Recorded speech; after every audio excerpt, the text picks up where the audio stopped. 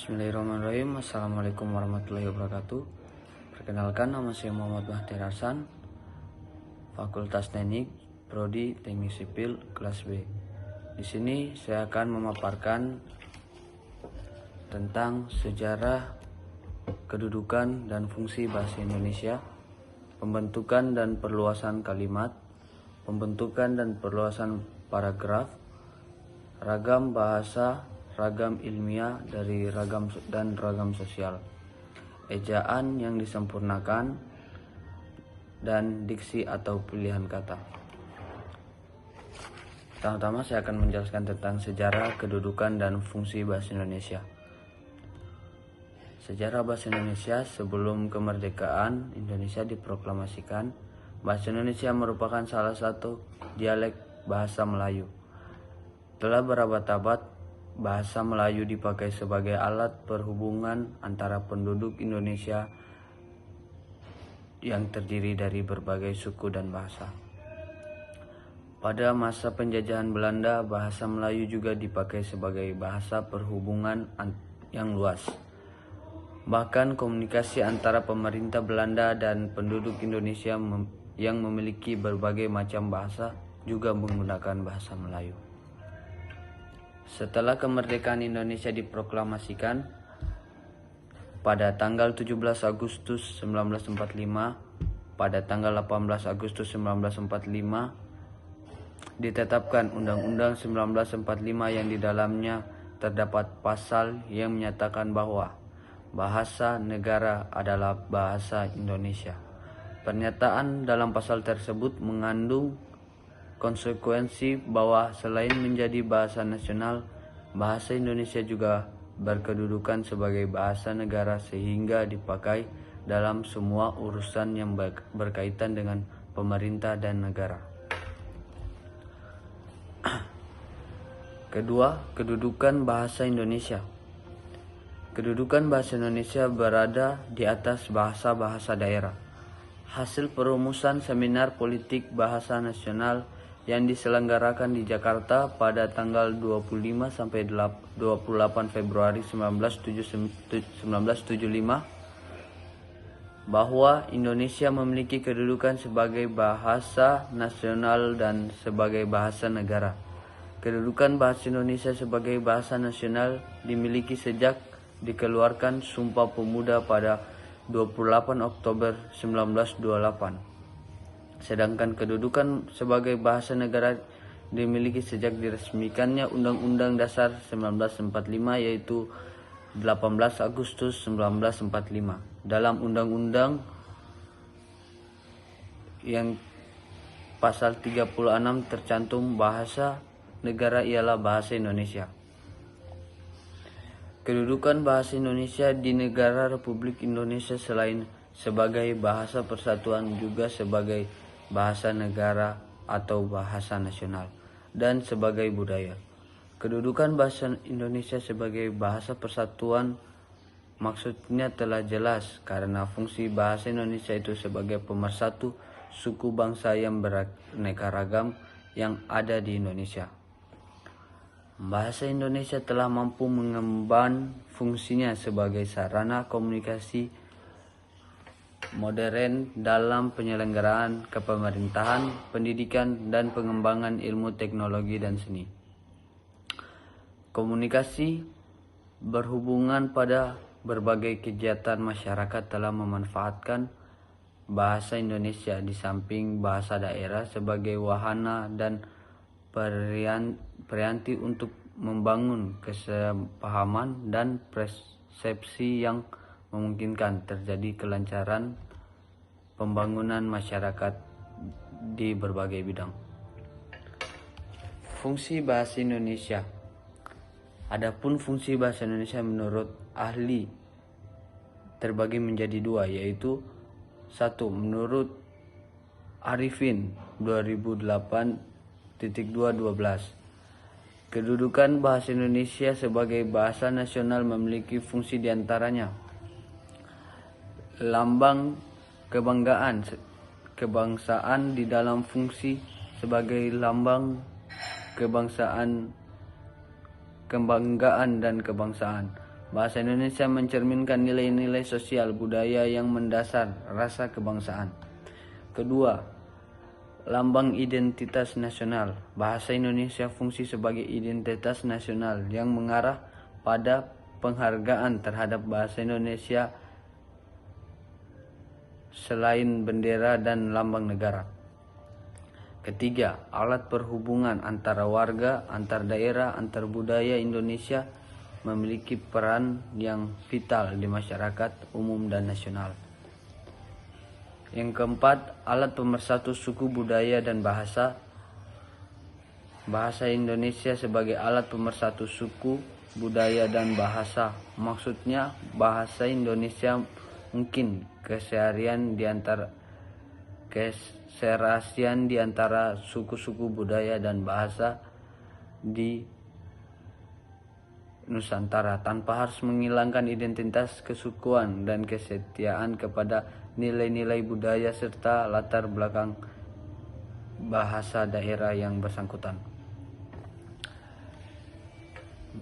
Sedangkan kedudukan bahasa Indonesia sebagai bahasa negara memiliki fungsi diantaranya. Bahasa resmi kenegaraan. Maksud dari bahasa Indonesia sebagai bahasa resmi kenegaraan bahwa bahasa Indonesia dipakai di 290 proceeding seminar nasional bulan bahasa UNIP 2015 dalam kegiatan-kegiatan resmi kenegaraan seperti upacara, peristiwa kegiatan kenegaraan baik dalam bentuk lisan maupun tulisan. Bahasa pengantar dalam pendidikan. Bahasa Indonesia memiliki fungsi vital di dunia pendidikan Nusantara, mulai dari taman kanak-kanak sampai perguruan tinggi di seluruh Indonesia, kecuali pada daerah-daerah tertentu yang masih menggunakan bahasa daerah. Bahasa pengantarnya seperti Aceh, Batak, Sunda, Jawa, Madura, Bali, dan Makassar. Akan tetapi hanya sampai tahun ketiga pendidikan sekolah dasar.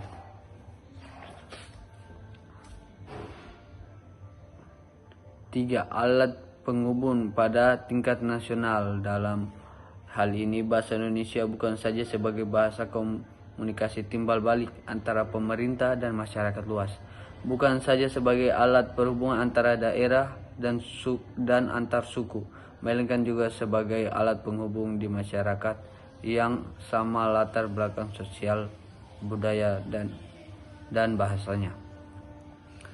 Alat pengembangan kebudayaan, ilmu pengetahuan dan teknologi. Di dalam hubungan ini bahasa Indonesia adalah satu-satunya alat yang mungkin kita bina dan mengembangkan kebudayaan nasional sedemikian rupa sehingga bahasa Indonesia memiliki ciri-ciri dan identitas sendiri yang membedakan dengan kebudayaan daerah.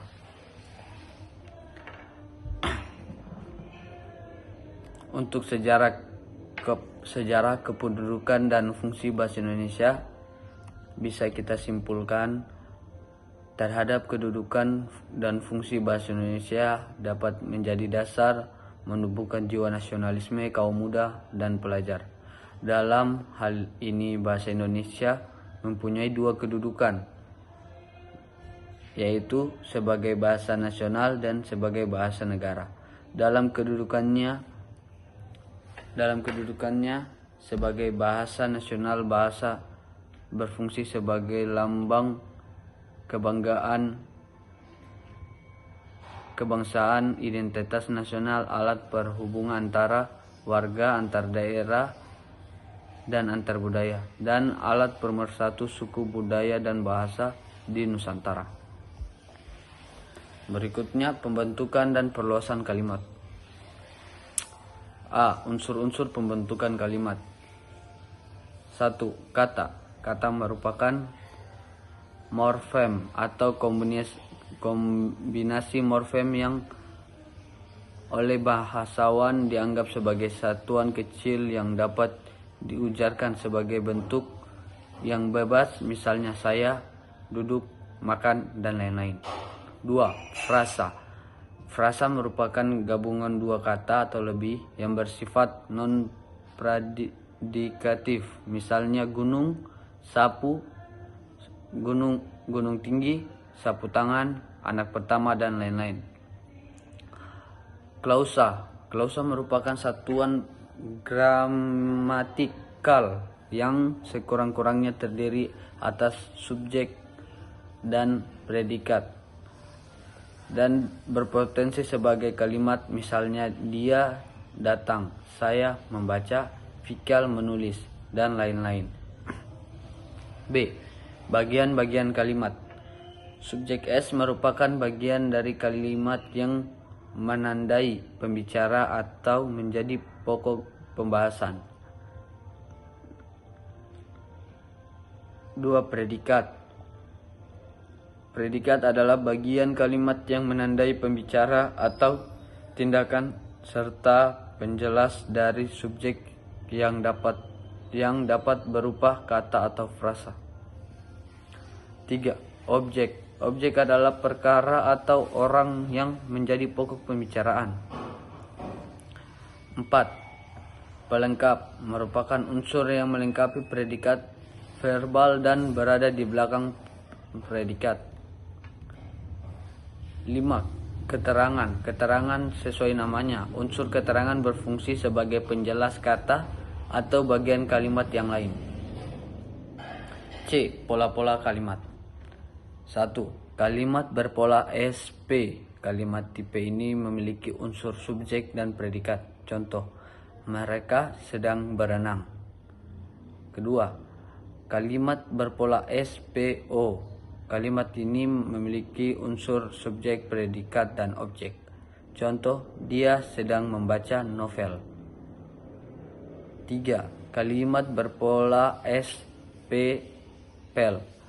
Kalimat ini memiliki unsur subjek, predikat, dan pelengkap. Contoh, anak berternak ayam. Kalimat SPOPL. Kalimat tipe ini memiliki subjek, predikat, objek, dan pelengkap. Contoh, dia menerima saya surat. Dia mengirimi saya surat. 5. Kalimat berpola SPK. Kalimat tipe ini memiliki unsur subjek, predikat, dan harus memiliki unsur keterangan karena diperlukan oleh predikat. D. Macam-macam dan peluasan kalimat. Kalimat tunggal merupakan kalimat yang terdiri dari satu klausa. 2. Kalimat majemuk adalah kalimat yang berpola 2 atau lebih.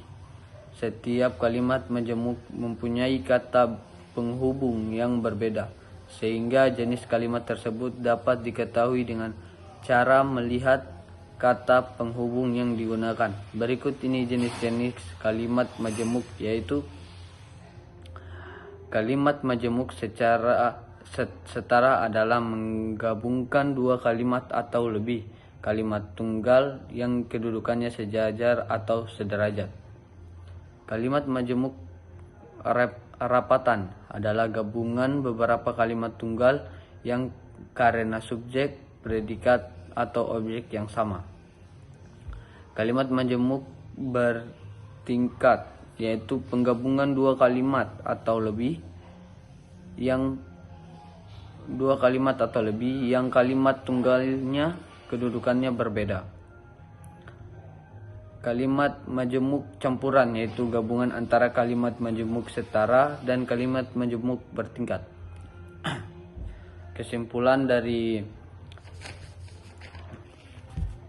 pembentukan dan perluasan kalimat yaitu: 1. Kalimat tersusun atas kata, frasa, dan klausa. 2. Setidaknya kalimat memiliki subjek dan predikat. 3. Subjek adalah menjadi pokok pembahasan. 4. Predikat adalah bagian yang menandai pembicaraan. 5. Objek adalah orang yang menjadi pokok pembicaraan. 6. pelengkap adalah unsur yang melengkapi predikat verbal. 7.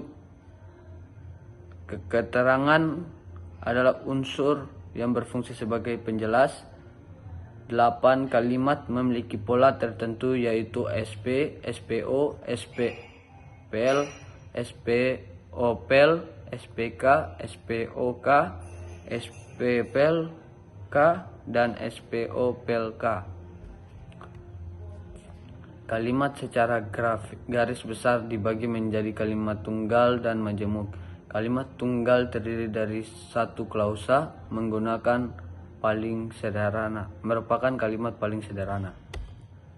Berikutnya pembentukan dan perluasan paragraf. Pengertian paragraf.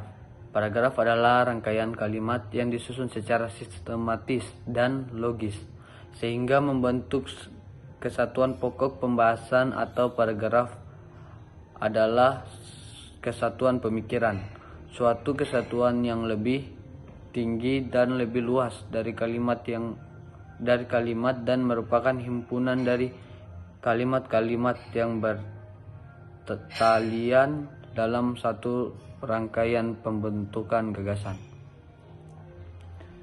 Tujuan pembentukan paragraf. 1. Memudahkan pengertian dan pemahaman dengan cara menyekat ide pokok satu dengan ide pokok lainnya untuk menggunakan satu ide pokok saja pada setiap paragraf. 2. Memudahkan pembaca mengikuti uraian penulis secara sistematis dari ide lain sehingga pemusatan perhatian dapat terhadap setiap ide yang diungkapkan dalam karya tulis. Jenis-jenis paragraf. Berdasarkan fungsinya dalam karangan: paragraf pembuka, paragraf penghubung, paragraf penutup. Yang berdasarkan posisi kalimat utama yaitu paragraf deduktif, paragraf induktif, paragraf deduktif-induktif, paragraf penuh kalimat utama. Yang berdasarkan sifat isinya: paragraf naratif, paragraf deskriptif, paragraf ekspositoris, dan paragraf argumentatif, dan paragraf persuasif. Berdasarkan struktur paragraf, posisi paragraf, batasan paragraf, dan kegunaan paragraf. Syarat-syarat pembentukan paragraf: kesatuan, kepaduan, dan kelengkapan. Berikutnya ragam bahasa dan ragam ilmiah dan ragam sosial. Ragam bahasa, ragam ilmiah, dan ragam sosial. Pengertian ragam bahasa.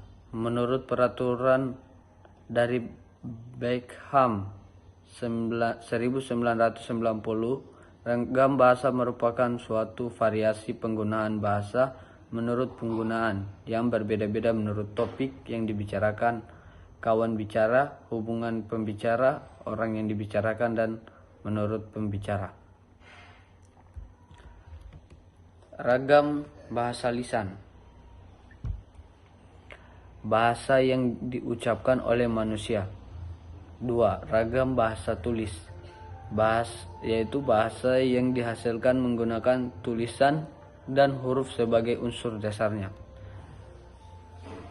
Kemudian fungsi ragam bahasa untuk menyatukan ribuan bahasa sebagai alat pemersatu hubungan antar budaya, untuk menyatukan beragam kelompok etnis yang berbeda, simbol kebanggaan nasional, simbol identitas nasional. Macam-macam ragam bahasa. 1. Bahasa media, yaitu ragam lisan dan ragam tulis. 2. Berdasarkan standar, yaitu pemakaian kata sapaan dan kata ganti, pemakaian kata tertentu, pemakaian kata imbauan, pemakaian kata konjungsi, pemakaian fungsi yang lengkap. 3. Berdasarkan topik pembicaraan. 1.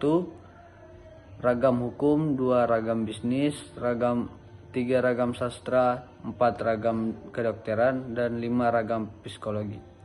Kemudian 4, berdasarkan cara pandangan penutur. Pertama, ragam dialek, ragam terpelajar, ragam resmi, dan ragam tak resmi. Pengertian ragam ilmiah.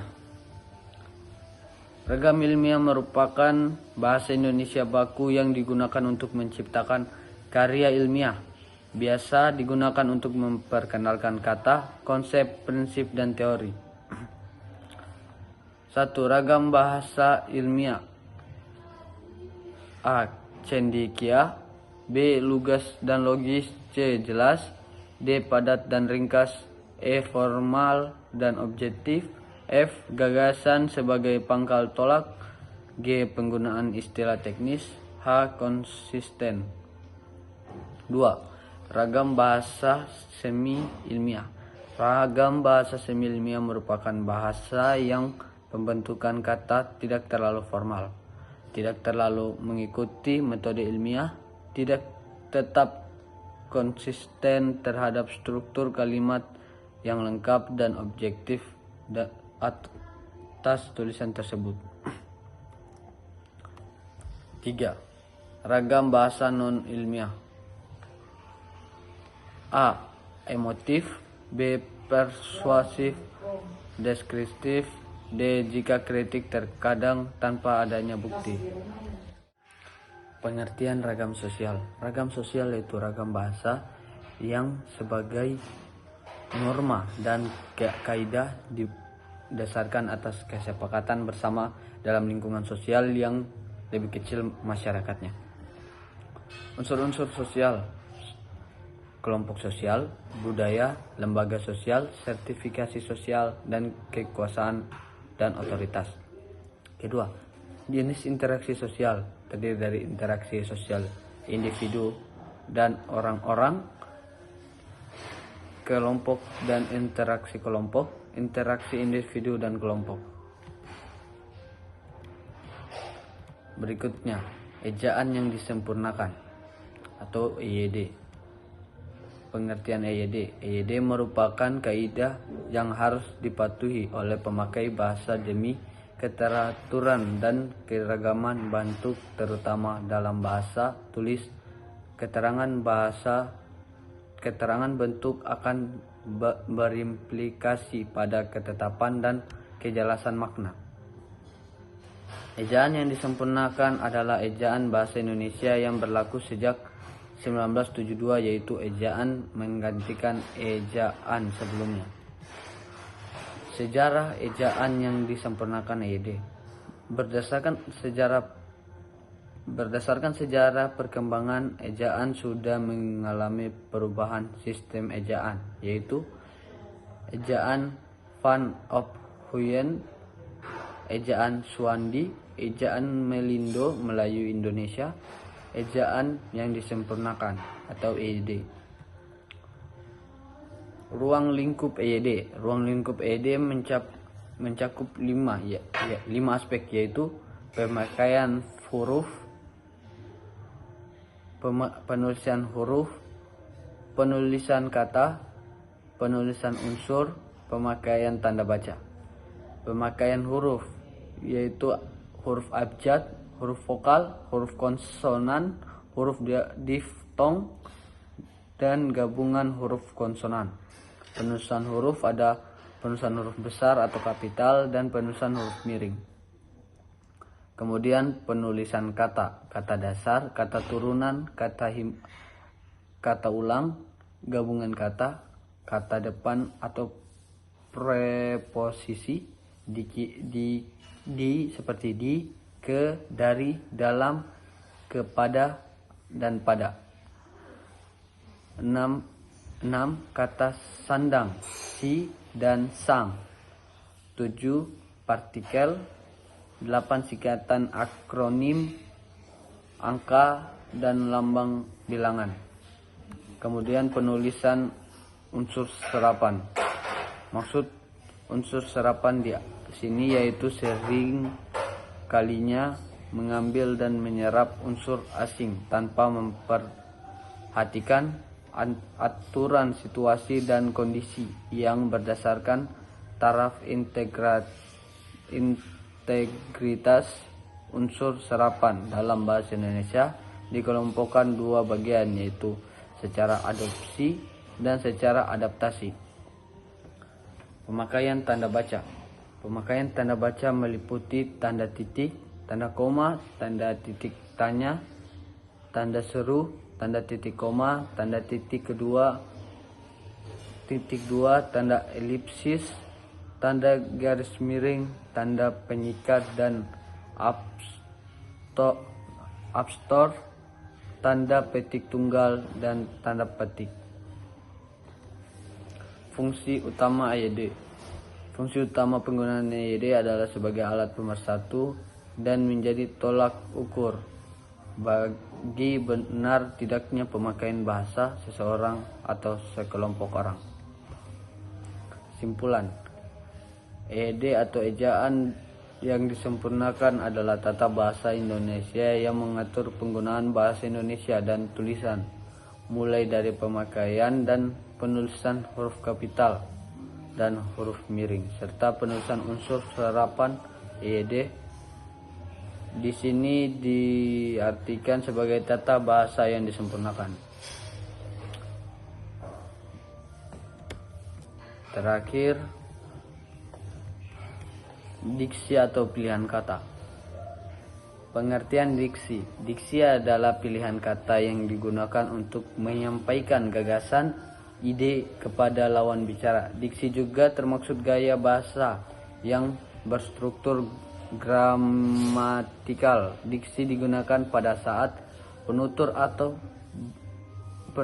ingin bertutur baik secara langsung maupun tidak langsung. Dan diksi sangat penting dalam berkomunikasi sehari-hari. Mengemukakan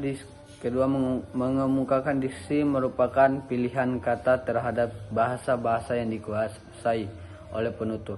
Satu pilihan kata yang terdapat pada pengertian diksi berstruktur gramatikal demikian merupakan polimorfemis berstem pilih yang berkategori kelas kata verba.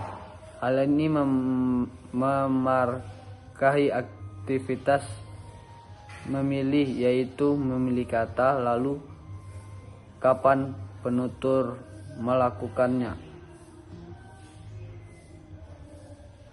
Penutur melakukannya yaitu sedang bertutur, baik tampak maupun tidak tampak. Wujud bertutur yang tampak misalnya tuturan lisan dan tulisan. B. Jenis diksi. Pada umumnya kata dibedakan atas makna yang bersifat denotatif dan makna bersifat konotatif. Mengungkapkan bahwa makna denotatif adalah makna dasar suatu kata yang menunjukkan acuan dan tindak mengandung nilai rasa, sedangkan makna konotatif adalah makna tambahan yang mengandung nilai rasa terhadap makna dasar. A. Pemakaian kata bersinonim dan berhomofon. B. Pemakaian kata atau istilah asing. C. Kata umum dan kata khusus. Kemudian diksi arkais. Arkais atau arkais berasal dari bahasa Yunani, artinya adalah dari suatu masa yang lebih awal dan tidak dipakai lagi, atau sesuatu yang memiliki ciri khas kuna atau antik. Sesuatu hal dalam ilmu bahasa yang sudah lama tidak digunakan lagi seringkali disebut arkaisme. Definisi arkaisme dipaparkan dalam KBBI ialah suatu yang berhubungan pada masa lalu atau kuno dan tidak lazim dipakai lagi, atau biasa disebut ketinggalan zaman. Sedangkan arkaisme adalah penggunaan kata dan bentuk kata yang bersifat arkais. Pendapat lain menurut tinus, arkais atau arkaik adalah kata-kata yang sudah tidak digunakan lagi dan ketinggalan zaman. Berdasarkan definisi arkais di atas, maka dapat diambil kesimpulan bahwa ciri-ciri diksi arkais mempunyai bentuk yang lampau, jarang digunakan, dan sakral. Penggunaan diksi arkais tidak lagi atau jarang digunakan lagi dalam kehidupan sehari-hari. Pemakaian diksi dalam karya sastra. Denotasi adalah batasan kamus atau definisi utama suatu kata sebagai lawan dari konotasi atau makna yang ada kaitannya dengan makna denotatif dan denotasi. Kata mengacu pada makna lugas atau makna sebenarnya. Makna denotatif biasa digunakan untuk menuliskan hal-hal yang bersifat ilmiah, akurat, non-fiksi, atau memberikan informasi sebenarnya. Konotasi adalah kesan-kesan atau asosiasi biasanya bersifat emosional yang ditimbulkan oleh sebuah kata di samping berdasarkan kamus atau definisi atas makna konotatif atau konotasi. Kata mengacu pada makna kias atau makna bukan sebenarnya. Makna konotatif mengandung imajinasi, nilai rasa, dan dimaksud oleh menggugah rasa. Fungsi diksi dan karya sastra. Bahasa dalam karya sastra lebih cenderung bersifat konotatif. Karya sastra sering menggunakan kata-kata yang bermakna konotasi dan dengan tujuan untuk memperindah karya sastra tersebut. Penggunaan kata-kata yang bermakna konotasi selain memperindah juga akan memperkaya dan menyalurkan makna dengan baik. Makna konotasi bersifat subjektif dalam pengertian bahwa ada pergeseran dari makna umum atau denotatif karena sudah ada penambahan rasa dan nilai rasa tertentu. Kemudian bagian tertentu, foregrounding pada karya sastra dimaksudkan menonjolkan adalah memberi suatu penekanan dan pembentukan perhatian terhadap peristiwa, kejadian, ataupun terhadap seorang tokoh dalam karya sastra tersebut. Kesimpulan berdasarkan uraian di atas dapat disimpulkan bahwa definisi diksi merupakan pilihan kata yang dimaksud mencakup pengertian kata untuk menyampaikan ide atau gagasan.